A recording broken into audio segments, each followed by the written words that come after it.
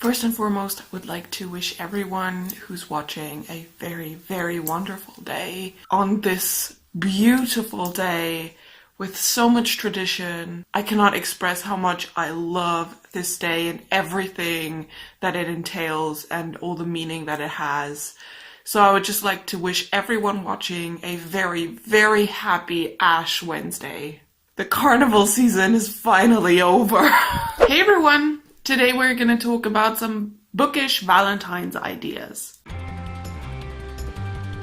Now the first bookish Valentine's idea I have comes straight from Fangirl by Rainbow Rowell. Yes, I still don't have a physical copy of this. This is still my flashcard for my Kindle. If you've read Fangirl, then you might remember this scene where Kath and that guy from class that I can't remember the name of, they want to write a story together. So they sit next to each other and kind of both write at the same time, but like one of them with their left hand, the other with their right hand. They have this sheet of paper between the two of them and they both write like with their hands and sit next to each other. And if the person you want to spend Valentine's Day with writes with the opposite hand that you do, that could be a cute idea on what to do on Valentine's Day. You could write something like that. Now, if that's not quite your thing, there's plenty of other bookish things you could do on Valentine's Day. Another really nice thing you could do for Valentine's Day is read to each other. You could get your favorite romance novel, or if none of the people involved are into that, you could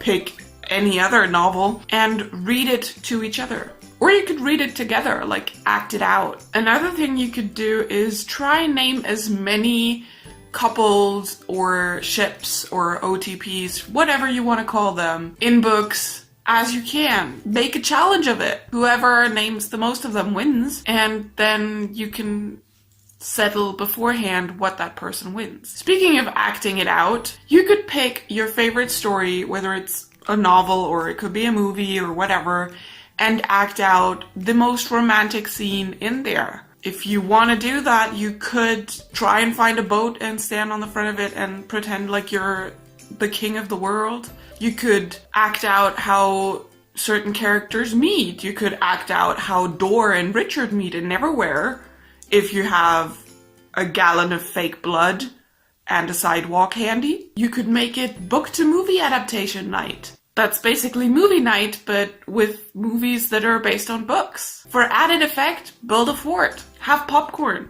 Chocolate. Chocolate is good. Another idea would be to make something together. You could paint a picture, or you could craft like jewelry or like small niblets, stuff like that. If you have polymer clay at home and you're both into Harry Potter, you could make snitches. And if you're single on this Valentine's Day, or whoever you were gonna spend it with is busy because it's the middle of the week, then you could pick out your favorite romance novel, read your favorite passages from it, and cry because you're alone. Or, if you're like me, identify with the main characters so much that you think you're them, then you don't have to cry because you're alone, because you won't be, because you will have whoever they have.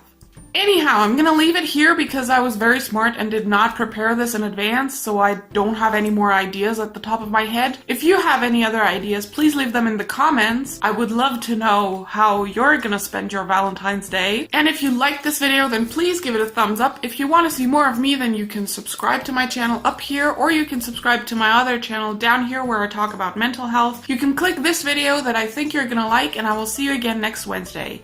Bye!